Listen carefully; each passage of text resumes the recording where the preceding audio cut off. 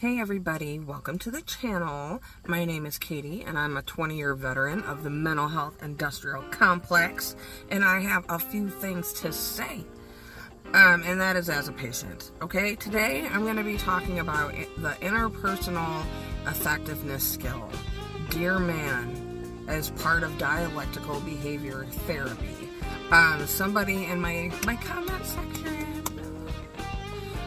somebody brought up DEARMAN as being helpful, and I think in a lot of ways, I'm sure it probably can be, but I think there's some things to consider that could possibly be harmful, and I'll even do a feminist criticism at the end.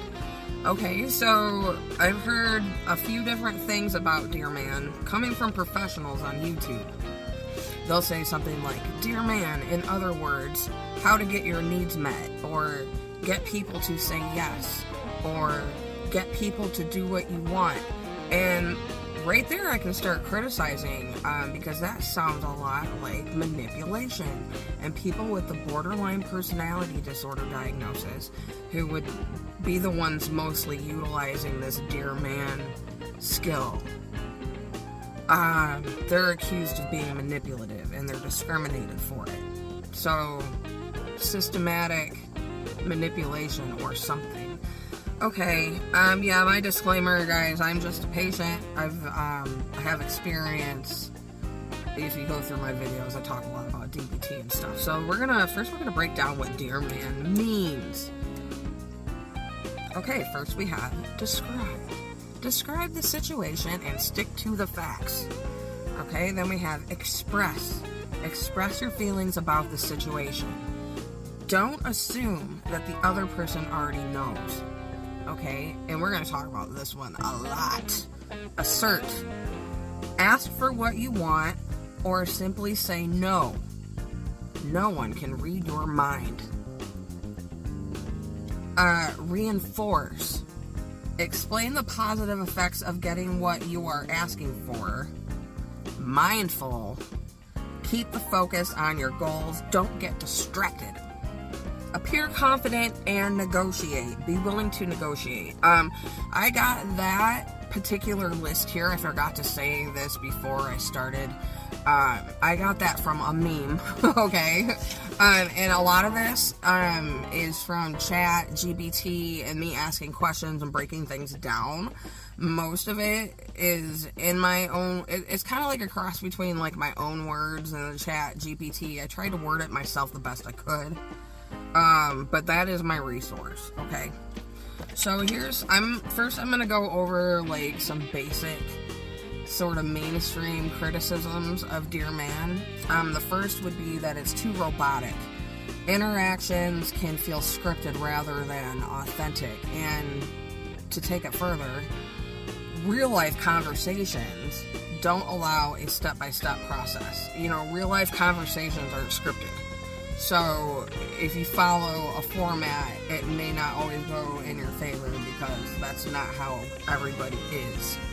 They kind of like DBT and Marshall Linehan and stuff, they kind of make it, there's this illusion within that system that normal people have it all together and like they'll know to follow this process, when the fact is normal people sometimes don't have good skills. But anyway. Okay, another one is like power dynamics. Okay, DEARMAN assumes that both speaker and listener are on equal grounds. Okay, so this is untrue in the case of authority figures and especially abusive partners. So assertiveness can sometimes put your safety at risk. And like some ways that it can do that would be like systematic power imbalances. Okay, so like the systematic power imbalance could come from like the hierarchy in the healthcare world. There is a hierarchy, and so like the mental health community kind of also has that hierarchy as well, and the patient is at the bottom. So if you're assertive Like, I was assertive with my DBT counselor, saying, I don't like this, I object, and we'll get into that a little bit. But they think because you're the patient, they're above you and that you're voiceless. Okay. So, okay. Quality of care. Quality of care can include biases towards certain mental illnesses, such as borderline personality disorder. And people get discriminated with that diagnosis. Like, even, like, somebody I'm, like, friends with, I kind of stayed in contact with on Facebook for many years. She talked about a horrible experience she had at the hospital when they found out she had a borderline personality disorder. They treated her completely different, and they even told her to her face why. I really hope she filed a complaint. Okay, so now we got to talk about emotional suppression. So they tell you to appear confident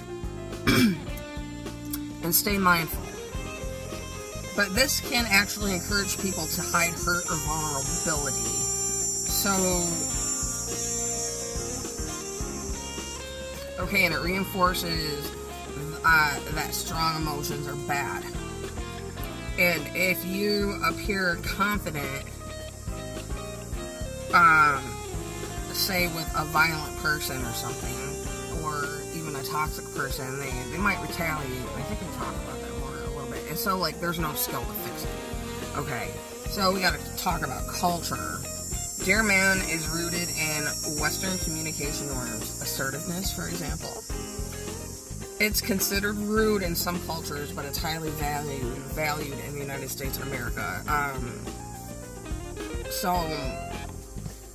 my husband just took, like, a whole seminar on assertiveness, which I think to function in society, sure, maybe in professional settings. I personally tried these skills with my job at Applebee's, like, back in my 20s. I got assertive with a manager who was just treating me kind of unfairly, and she was really mean, so I confronted her on it, and I was like, why are you doing this? What can I do to help? Kind of thing. She retaliated by cutting my hours. So being assertive to the wrong person can actually result in a negative consequence. Okay, and people pleasers already overcompromise. I used to be a people pleaser, and I really stopped doing that. I kind of noticed when my people pleasing stopped, work got shitty.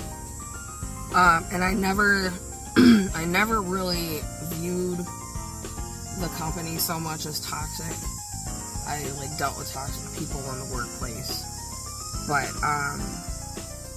yeah, I always kind of compromised to work with those people. I don't know if that makes any sense. I don't know. So compromise can actually encourage people to abandon core beliefs to avoid conflict or reach an agreement. Sometimes, people will compromise their morals. I gotta think, like, me wearing a mask. Okay, during the thing, you know what I'm talking about, where we were all forced to wear a mask. I quit my, no, I didn't quit my job. I should have. If I could go back and redo it, I would have quit because of the mask mandate. And you guys, I got the jab. I'll admit it, I got the jab. Probably not a good idea. I don't know. If you guys have an opinion about the jab, feel free to let me know in the comments if you're for it, if you're against it. Okay.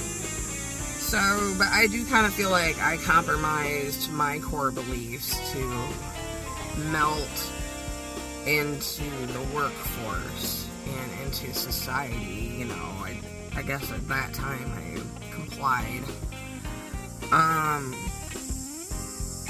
So it can lead to resentment. That's the next thing. Okay, there's even cases where this can also be dangerous. Okay, so in abusive relationships, violence or coercion may be used to reach a compromise that favors the abuser. The compromise may be seen as though the conflict is resolved, while it may just be a grace period in the cycle of abuse. So it actually leads to escalating violence. See, when you're, we're going to get into it in the feminist part about the abusive relationship, okay? So, here's some criticisms of, some feminist criticisms of Dear Man policy. Okay, so Dear Man, sorry guys, okay, so Dear Man polices women's tone, and, it talks about appearing confident. I think we as women are actually taught to appear confident, even when we're not. I don't know, there's pros and cons to that, you know, but here, it can result in mimicking expected behaviors, so you're not viewed as too emotional. So some of that could, like, examples be, like, smiling or suppressing anger. That's huge. Women are expected to suppress anger. When we get angry about something, we're viewed as overreactive and things like that, okay? And the system as a whole, this is the whole entire, like, world system, they reward expected behaviors and they punish deviation. Man, if you think about, like, North Korea, their expected behaviors are rewarded and they are certainly punished if they deviate. So I think they just kind of take a basic human behavior to the extreme. It's really interesting. Okay, so raising concern can sometimes be interpreted as hostility or aggressiveness. Like when women raise concerns about things. That happened to me when I released my femicide video. Instead of, like, hearing the facts, a lot of men were ready to criticize me and tear me down and not even listen. Because they interpreted my title, femicide, as hostility and aggressiveness, but it wasn't. I don't do any man bashing in that video. Okay, and then you can, like, talk about, like, mental health. Okay, women who express intense emotions are labeled as borderline. This invalidates their feelings, as the system will tell them they are dysregulated. Society encourages a patriarchal message, that women must self-regulate to avoid upsetting others, even when their feelings are valid. Ooh, I have more. Okay. See, I, like, stay up in the middle of the night and sometimes I write, you know, do research. So Dear Man sometimes ignores safety. It assumes assertiveness is always safe, but, like, in the abusive workplace or abusive relationships, being assertive to the abuser could trigger violence. Now, in a healthy relationship, there's respect. If I'm assertive with my husband, he might give me a little back talk, you know, but I correct him, and he has respect for me, so we work it out. But in an abusive relationship, the abuser may interpret assertiveness as defiance, and they will become violent. There's also some victim blaming. Dear Man encourages the idea that lack of assertiveness is why the abuse happened, because of lack of skills. So that's what I wrote, guys. I hope you have a wonderful Sunday, and I guess I'll see you next time, okay?